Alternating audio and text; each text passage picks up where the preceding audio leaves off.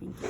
Okay, so we're making a slab box, and here's an example of a pretty nicely done finished one. Remember, there's two different lid stopper options. So this is the stopper option that you cut the lid off with the design, okay? And I'll show you the other one as well. It has feet, it has a handle on the lid that we can use to lift up the lid. You'll notice on this one, they cut pretty far down into the actual container part, so they lost a lot of room to hold things. But it's still a nicely done slab box, okay?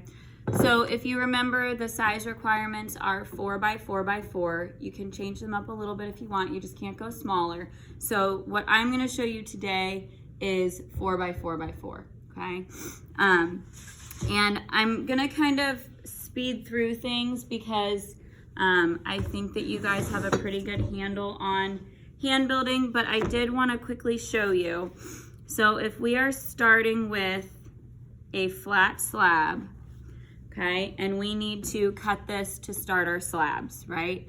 I would highly recommend smoothing the texture off first, okay? You're gonna have an easier time if you try to smooth as you go. If you try to make your entire slab box and then have to smooth the inside and the outside, it's gonna be a little bit more difficult. So I'm gonna take my smooth kidney. You can also use a sponge. And I think the smooth kidney does a pretty good job, especially of getting that texture off from the slab roller. So this is fresh from the slab roller. Okay, I would recommend doing both sides. And then I would grab a piece of canvas to have as your workspace, okay? So if we need to cut slabs from here, when you are making a slab box, so here's a partially finished one, what you need to think about is that we actually need a couple different sizes of slabs. So we actually need 4 4x4 slabs if you're making the 4x4x4. You need 2 4.5 by 4s, okay? So let's talk about why we need some different sizes.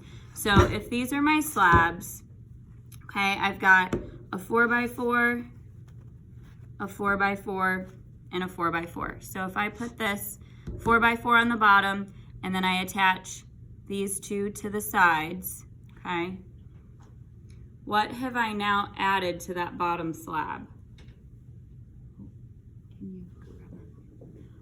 I've added 1/4 of an inch on each side of it, right, for the thickness of these slabs. So then 1/4 of an inch plus 1/4 of an inch is 1/2 an inch. So for my slabs that go on either side of that, how long does the width need to be? 4.5 by 4.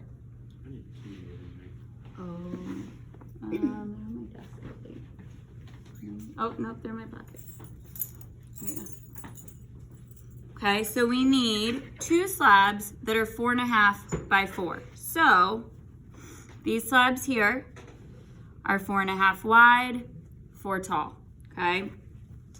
4.5 wide, 4 tall. So do you guys all see why we need different size slabs? So, and I have this written in your packet, if you're doing the 4x4x4, 3 4x4 slabs, 2 4.5 by 4 slabs, and then this top slab, technically it should be 4.5 by 4.5. However, because we're human and we're not perfect, to say that this is gonna be exactly 4.5 by 4.5 is probably saying a lot. So for the last slab, I always just roll out a slab and leave it uncut. And then similar to how you put the base on your drape for your column tiki totem, what we would then do is flip the whole thing over, obviously once it's together, trace it, slip and score, wiggle it on there, and then cut that out, okay?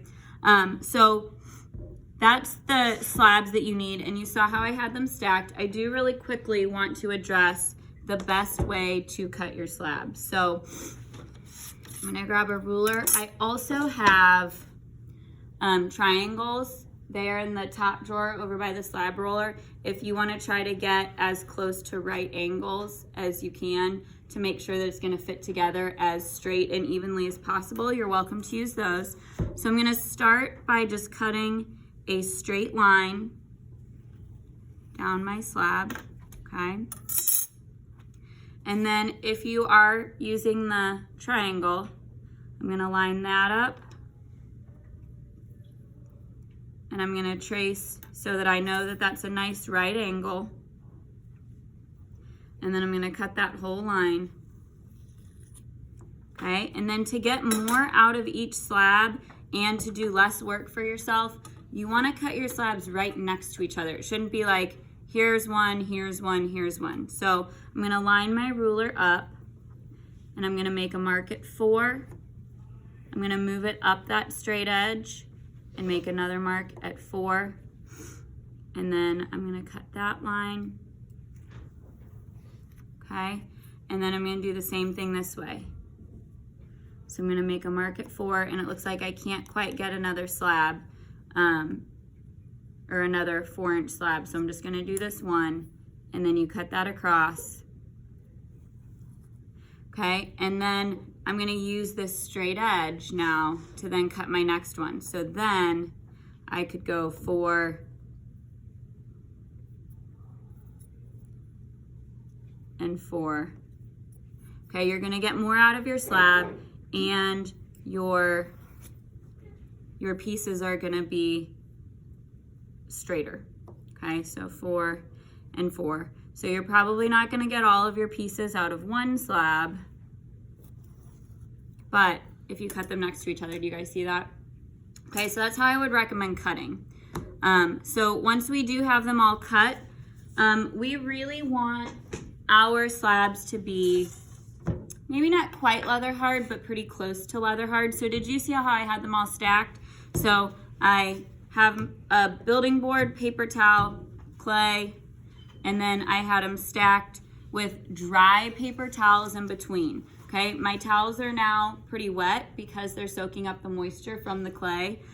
So I'm gonna say you probably will not be able to start building your slab box as soon as you cut them out because your clay will be too soft and it'll be too flimsy. And as you try to build, everything's gonna fall apart. So you really wanna get your slabs cut and then you'll stack them like this. We're definitely gonna go ahead and still cover them up, but then you're gonna wanna kind of keep checking. So they should still be pretty flexible, but they should also be able to hold themselves up. So maybe not quite leather hard, but pretty close, okay? And the way to kind of check if they're ready is to just see if they will stand on their own. If they just collapse, they're probably not ready yet, okay? So I just wanna show you how to connect one. I'm not gonna make you sit here and watch me connect all of the pieces, but 4x4 goes on the bottom, 2 4x4s go right next to it. So let's go ahead and slip and score one of those.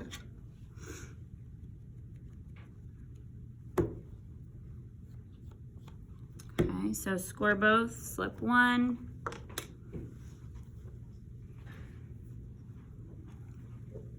And then knowing what you know now about ceramics, do you think that that's gonna be a strong enough connection? So if I wiggle that on there, is that a lot of clay touching? Not really. It's not a very strong connection. And even though I slipped and scored pretty well, it's still pretty easy to rip it apart. So we want to ensure that we have a really nice strong connection. So in every single seam that you create, so every time you attach a slab, okay, so all of those ones, and then as we come this way, up the sides as well, we want to put a coil, okay? So I'm gonna grab some clay. We know how to make coils. It doesn't have to be beautiful because we're gonna smooth it in. Okay, so I'm gonna roll a coil. I'm gonna kind of measure it in there, and then I'm gonna slip and score it in. And this will ensure that your seams are really strong and your slab box will not fall apart. Okay, so score both. Slip one. I'm gonna put it in there. Now, thinking about this being a container in the end, and this is gonna be the inside, do you think I wanna leave it like that? Definitely not, that's ugly, right? So, I'm gonna take my thumb and I'm gonna smooth that coil down in and up. And in the end, it should look like you just have rounded inside corners. Okay, so it shouldn't look like that coil just sitting there anymore. It should look like you have a really nice rounded inside corner. Okay, looks a lot nicer, especially since that's going to be the inside of a container. We also have a seam on the outside. You want to smooth that out as well. Smooth kidney is going to do a pretty good job of that. Okay, so we're going to keep building. We would keep building, keep adding coils until we have something that might look similar to this. Okay, so I've put all my sides on there. I've gotten all of my coils in there. I want to show you a quick new tool that you may have seen in there. We've got paddles, and they are in one of the drawers over in the tool cabinet. I really like the smaller one. It almost looks like a wooden spoon, and this can really help, especially if you're a perfectionist, to kind of even out your sides and really sharpen up your corners. Okay, so if things aren't quite as even as you would like them to be, this can help out. Okay, so that really makes my corners a lot nicer. Okay, so you can kind of take some time with that, and it makes it look a lot nicer. Okay, so now we have to make a decision. We have to make one of two lid styles. So if you're gonna make the lid style that has the coil on the inside, okay, for this last slab here, I'm gonna grab an uncut slab. Thank you. Okay, I'm gonna put this slab here, and then I'm gonna flip over this slab box and make sure that you've gotten this part exactly how you want it. I'm gonna trace.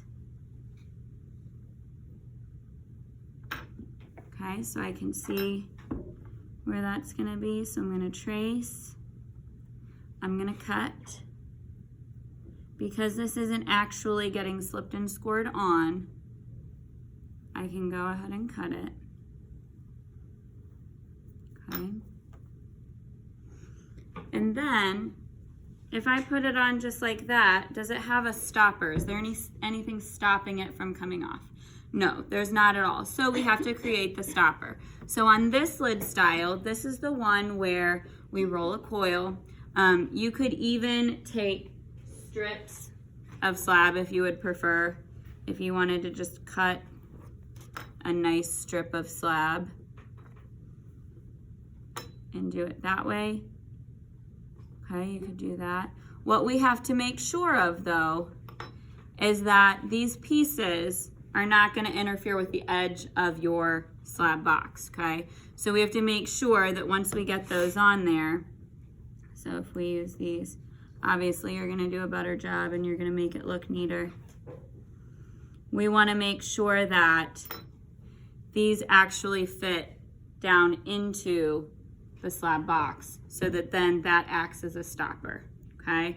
So you can do slabs, obviously you're going to slip and score them on, or if you would prefer to roll a coil and do a coil instead, that's fine too, and the coil is going to be the same way. So I would say you've got 1/4 inch sides. I would maybe go a little more than 1/4 of an inch in, maybe 1/2 inch in on each side.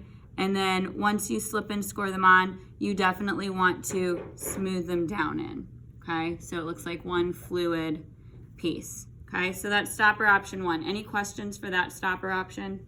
Knowing that I didn't slip and score and I didn't really finish it out, right? But you would do that. Okay, so that's stopper option 1.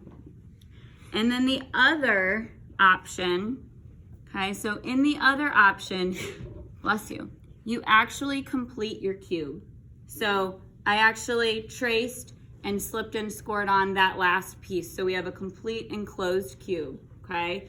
And then from here, this is where we kind of make a design along the edge and we decide what we want that design to look like. You want to make sure that you cut, I would say, go down at least 1 inch so that you're not accidentally cutting into that top slab and not actually making a stopper, okay? So I would go down about 1 inch. and then you just kind of have to decide what you want it to look like. The biggest thing is that you make sure that your corners connect. Okay, so I'm starting from where I left off. Maybe this side I'm gonna do zigzags. The one thing that you have to be careful of when you're cutting off your lid is that you don't do anything that is like you're not interlocking anything. So like if I were to do this, do you guys see the problem? If I were to try to cut that off, would that come off? No, because essentially I've made these waves interlocking. So if I were to try to pull that lid off, I would be breaking off the little wave pieces, okay? So you just wanna be careful not to do anything that is essentially interlocking. So maybe instead I'm just gonna make a line, okay? So I'm gonna make sure, and I think I might go wavy this time. It doesn't have to be different on each side. It can be the same on each side. And remember, if you're gonna have any straight line sides, do not do more than 2 of those. So at least 2 sides have to have some sort of a design. So once you get your design on there and you look at it and you like it and you see that the corners all meet, then you're gonna start cutting it off. And you wanna be careful. You don't wanna just stab in and start going for it because you're gonna have tons of crumb cleanup later. So you really want to just go a little bit at a time. You can use a fettling knife if you would prefer. But notice each time I make a cut, I'm kind of cleaning those little crumbs off of the needle tool. Know that your corners are gonna be a little bit thicker because you have coils in your corners. Okay, and I would say you'll probably have to go around 2 or 3 times. Okay.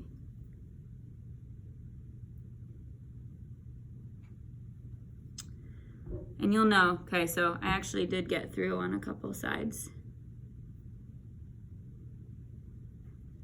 So, oh, all right, so I got it. So it came off, and then know that because when you added that last slab, you obviously couldn't put coils in those seams.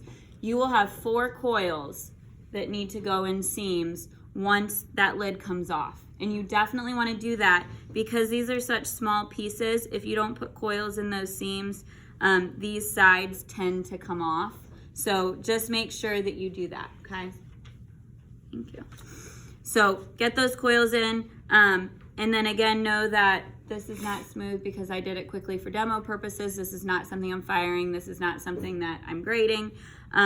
Once that lid comes off as well, you'll notice there are still some crumbs. Even though I took my time, there are still crumbs. So you're gonna wanna make sure that you take the time to smooth and clean the crumbs off of both parts of the lid and container where they meet, okay? So take the time to do that.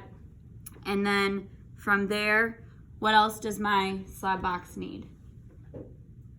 It needs a handle. So it needs something on there that helps me lift it off. That can be something attached. You saw in the PowerPoint the one that had the roof and they cut into it. So it just needs something on there that we can use. So you could do a coil, slip and score a coil on. You could do a ball of clay. It just has to be something that we can use to lift the lid off, okay? Feet are optional. I kind of like the feet. I think it gives it a finished look. And if you put feet on it, you can then glaze this bottom part and just have the little feet that don't have glaze on them, okay? When you go to let your slab box dry out, regardless of which lid you chose, you want to make sure that you let the lid dry on the container part, okay? If you let it dry separately, they can warp and then all of a sudden not fit anymore. So it is important that once you get everything done, let the lid dry on the bottom part, okay? Any questions for slab box? Okay, we go ahead and stop that.